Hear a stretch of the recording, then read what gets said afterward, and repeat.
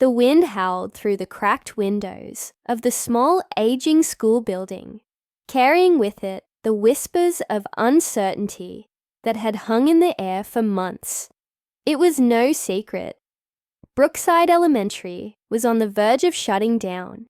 The budget cuts had been relentless, and despite the desperate efforts of teachers, parents, and even students, there just wasn't enough money to keep the school running. Among those who refused to give up was Mrs. Evelyn Carter, a dedicated teacher who had spent over 15 years nurturing young minds within these very walls. She wasn't just a teacher to her students. She was their mentor, their supporter, the one who saw potential even when they didn't see it in themselves.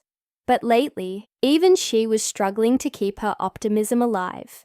Every morning she entered her classroom wondering if it would be her last.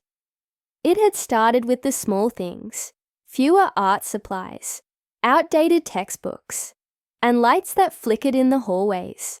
But then came the heavier blows. Teachers let go, extracurricular programs cut, and finally, the official announcement from the school board. If the funds weren't raised by the end of the semester, Brookside Elementary would be permanently closed. For the students, this wasn't just a school. It was their safe space, a second home. Many of them came from low-income families, and the thought of being displaced into overcrowded schools miles away was heartbreaking. Parents had organized fundraisers. Teachers had taken pay cuts, but no matter how much they tried, the numbers didn't add up. Evelyn sat at her desk late one evening, rubbing her tired eyes as she looked through the bleak financial reports. She had stayed behind after school, hoping to brainstorm one last plan, one last effort to save the school before the final board meeting. The fluorescent light above her flickered again, casting eerie shadows across the empty classroom. A knock on the door startled her. Mrs. Carter. It was Sam, the school's janitor. He was an older man with kind eyes and a quiet presence, always working behind the scenes to keep the school running. He held an envelope in his hands, his fingers gripping it tightly, as if he wasn't sure whether to hand it over. "This was left in the office," he said, his voice hesitant. "No name, no return address, just this." Evelyn took the envelope, her heart pounding inexplicably. There was something odd about it. It was heavier than usual, and when she flipped it over, there were no markings, no signs of where it had come from. With a deep breath, she carefully opened it. Her eyes widened. Inside was a cashier's check, one with a sum that made her hands tremble. A donation big enough to save the school. She gasped, pressing a hand over her mouth as disbelief washed over her. This wasn't possible. Where had it come from? Who would do this? Sam leaned closer, peering at the check, equally stunned. That's more than we needed," he whispered. Evelyn nodded, her mind racing. It was more than enough. It wasn't just enough to keep the school open. It was enough to fix the broken classrooms, restore lost programs, and bring back the teachers who had been let go. But as the initial shock faded, a gnawing question settled in her chest. Who would donate such a large amount of money? And why would they do it anonymously? Something about it felt strange. A donation this significant usually came with recognition, an announcement, maybe even a name in the newspaper. But this, it had simply appeared, without any explanation, as if someone didn't want to be known. Evelyn's fingers traced the edges of the envelope, her thoughts swirling. Was this a miracle? A final lifeline thrown just when they needed it most? Or was there something more to this than met the eye? As she stared at the check, one thing became clear. This donation had saved the school, but it had also opened a mystery, one that Evelyn wasn't sure she was ready to unravel. Evelyn sat at her desk, the weight of the check pressing against her hands. The numbers stared back at her. Impossible yet real. A donation like this wasn't just rare. It was unheard of. Who would do something like this without wanting recognition? Was it a wealthy benefactor, an old student with a soft spot for the school, or someone who simply didn't want to be known? The mystery nagged at her, but there was no time to dwell. The next school board meeting was in less than 24 hours, and she had to prepare to present this donation. But as she sat there, staring at the check, a thought crept into her mind. Was there a catch? Money never just appeared without strings attached. The next morning, Evelyn walked into the school with the envelope clutched tightly in her hand.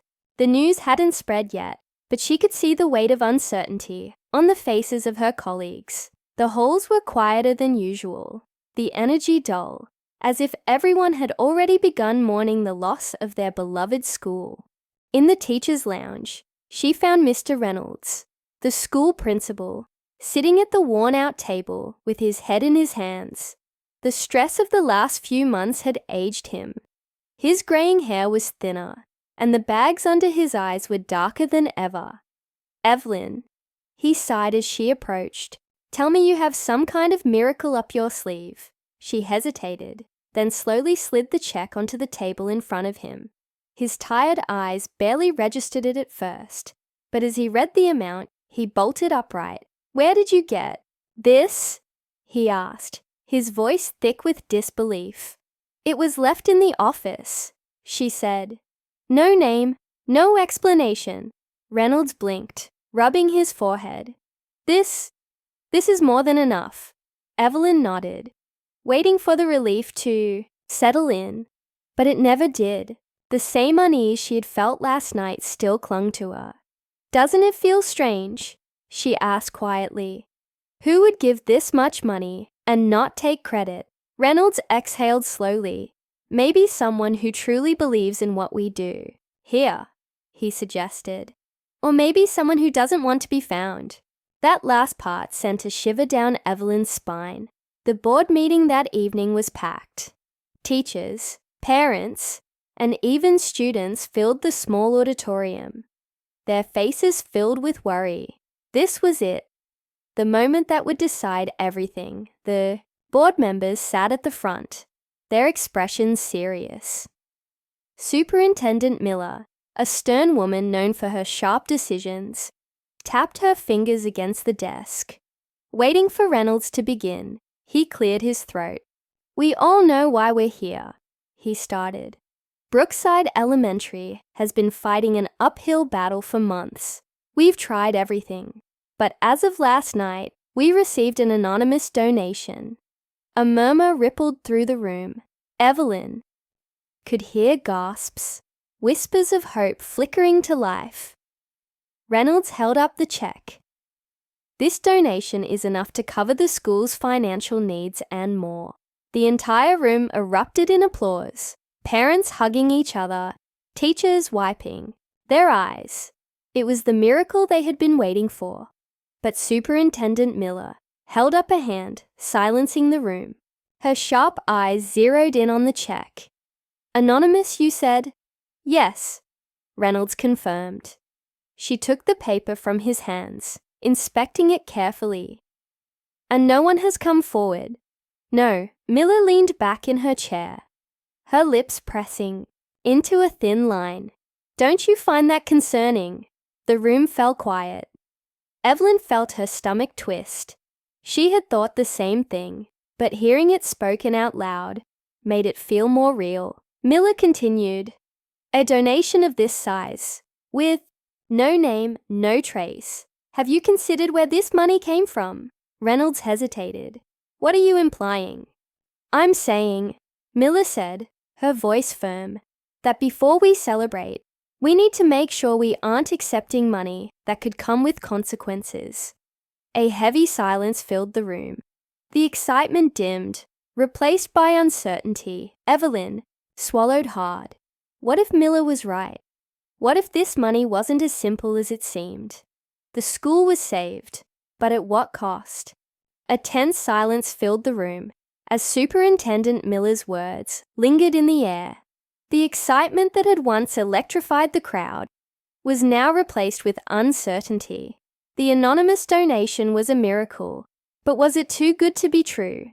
Evelyn's pulse quickened. She had asked herself the same question, but she had wanted so badly to believe that someone out there had simply wanted to help. Now, under the scrutiny of the school board and the concerned murmurs of the parents, doubt pressed heavier on her chest. "We need to investigate," Miller continued, sliding the check across the table. "If this money came from an unethical source, we could be putting the school at risk." Reynolds hesitated before nodding. "We'll look into it," he promised. "But if this money is legitimate, we have a responsibility to use it for the students." Evelyn knew there was only one way to find answers. That night, she stayed at the school long after everyone else had left. She sifted through old donations, looked for any pattern, any clue that could lead her to the mysterious benefactor. But there was nothing. No history of large anonymous gifts. No name that stood out. Frustrated, she leaned back in her chair, staring at the ceiling. Then, out of the corner of her eye, she noticed something on her desk. A small envelope slipped beneath the pile of papers. Her breath caught as she picked it up, her hands shaking as she opened it. Inside was a handwritten note. "Brookside changed my life. Now it's my turn to give back. No credit needed. Just keep the doors open." There was no signature, no hint of identity, just those few words. Evelyn's heart pounded. Someone connected to the school had done this. But who? And why stay in the shadows? The next morning, she walked into the teacher's lounge, the note clutched in her hands. She found Sam, the janitor, quietly fixing the old coffee machine. Just like he did every morning, something about the way he moved, the way he always lingered, in the background made her pause. She took a deep breath. "Sam, was it you?" The older man stilled, his hands tightening around the coffee pot. For a long moment, he said nothing. Then, with a small sigh, he turned to face her, his eyes heavy with something she couldn't quite place. "I didn't want anyone to know," he admitted softly. "I wasn't sure if the money would be accepted, if people knew where it came from." Evelyn's mouth parted in shock. "But how?" Sam gave a small, knowing smile. "I wasn't always a janitor," he said. "I was a student here once, a long time ago. This school saved me. My teachers saw something in me when no one else did. They gave me a future. When I got older and built my own business, I never forgot where I came from." Evelyn felt a lump rise in her throat. "Why keep it a secret?" he shrugged. "Because it was never about me. It was about this place. These kids. I just wanted to help. The same way this school helped me." Tears burned in Evelyn's eyes. For months, they had fought so hard, clinging to hope. And all along, the answer had been right here. Quietly fixing coffee machines, sweeping hallways, watching over the school he had once called home. That evening, at the follow-up board meeting, Evelyn stood before the crowd, her voice steady as she shared the truth. "The donation came from one of our own," she said, looking out at the sea of faces. "Someone who was once a student here, someone who never forgot what this school meant." Gasps filled the room. Parents and teachers exchanged looks of shock, admiration. "The money is clean," Reynolds confirmed. "And it will be used to keep Brookside open." The room erupted into cheers. Tears streamed down faces. Hugs were exchanged. And for the first time in months, the weight of uncertainty lifted.